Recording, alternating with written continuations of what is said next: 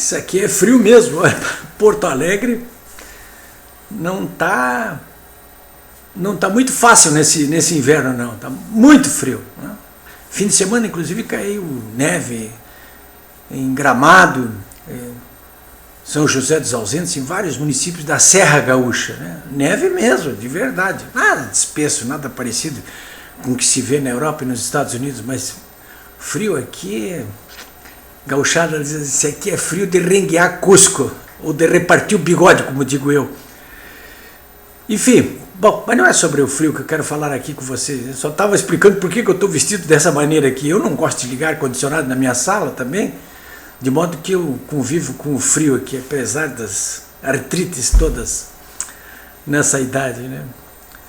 Mas hoje é um dia dolorido, particularmente para mim, porque perdi a companhia de um jornalista que eu acompanho desde que tínhamos ambos 20 anos de idade.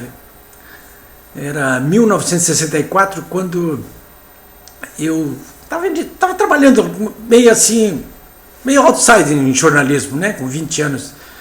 Porque na maior parte do tempo eu ficava trabalhando mesmo, fazendo mesmo era agitação política.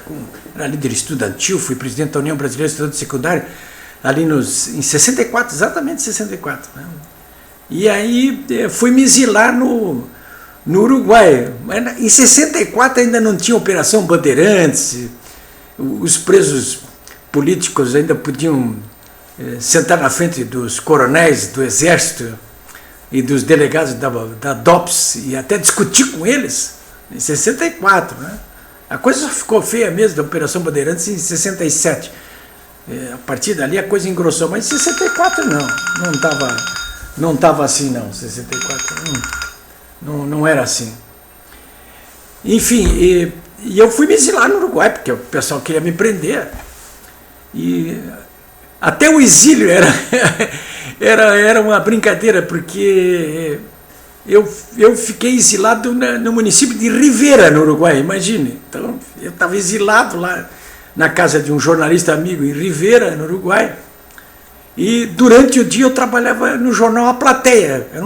Era um jornal forte na época, um diário, existe até hoje, é forte até hoje, muito forte, é o principal de toda a fronteira oeste do Rio Grande do Sul. Já era na época e continua sendo o jornal A Plateia. E naquela época, eu tinha o quê? 20 anos de idade, o jornalista de quem eu vou falar agora tinha 17 anos, né?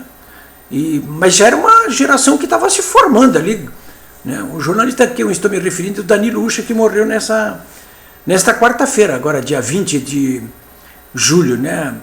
Pranteio a morte do Danilo Ucha. Eu gostava muito do Danilo Ucha, né? Pessoalmente, profissionalmente. Ele trabalhava no Jornal do Comércio agora, aos 72 anos de idade. Morreu como eu gostaria de morrer um dia, dormindo. Morreu o Danilo Ucha, né? Então eu conheci ele lá em 64, no Jornal A Plateia, ele 17 anos, eu 20 anos, e trabalhávamos ali no jornal.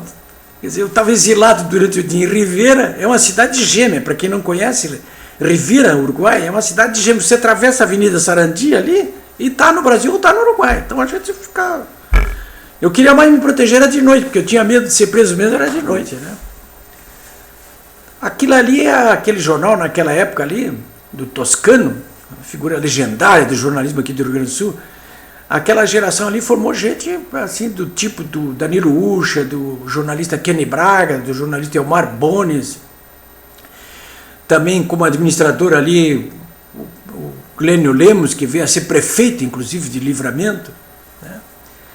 Esse Glênio Lemos, inclusive, ele tem histórias assim, eu mesmo convivi com ele até a morte dele, durante muitos e muitos anos, inclusive num episódio rocambolesco, antes dele ser eleito prefeito de Livramento, ocorrido em Quaraí, quando ele tentou livrar lá um prefeito de Quaraí, que tinha sido preso porque tinha tiroteado no meio da rua lá.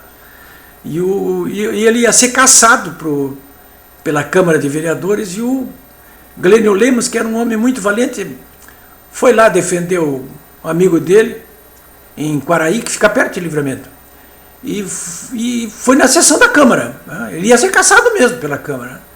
Mas ele, antes de adentrar ao recinto, como dizem aqui no Rio Grande do Sul também, ele avisou o comandante da Brigada Militar lá, disse, olha, se você perceber alguma coisa fora do comum, inclusive uns tiros lá, não atire em mim, hein? Aí, olha, o comandante não entendeu bem o que era, porque o policiamento estava grande lá, iam caçar o prefeito. E o Glênio realmente foi lá, e quando começou a sessão, viu que ia perder, e puxou o revólver e mirou direto no presidente da Câmara. E o presidente disse, gritou pro Glênio, que era advogado do prefeito, não me mate, doutor Glênio. E o Glênio então gritou para eles, então te abaixa. E atirou onde ele estava, mas... Enfim, foi uma correria ali dentro, né? Todo mundo acabou fugindo ali.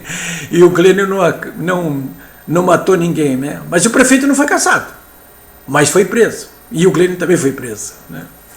Então é disso que se forma também o jornalismo e a política aqui. Se formava, né? O jornalismo e a política aqui no Rio Grande do Sul. Eu acho que não se mata mais político, não se mata mais prefeito aqui no Rio Grande do Sul há muito tempo, né? Bom, senhores, eu queria contar essa história hoje para vocês e fazer esse registro da morte desse jornalista, um fidalgo, né? Um homem de bem. Eu raramente faço esse tipo de homenagem a colegas jornalistas, mas ao Glênio eu faço essa homenagem, né?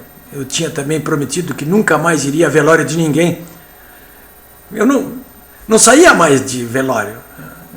Cheguei em casa um dia e disse para minha mulher, eu digo, olha, eu não vou mais a velório, eu não aguento mais, eu passo o tempo todo deprimido porque na idade que eu estou está morrendo todo mundo, né? E eu não saio de velório, né? Qualquer dia desses vão ter que ir no meu. Eu não quis mais, não fui mais, nunca mais a velório, né?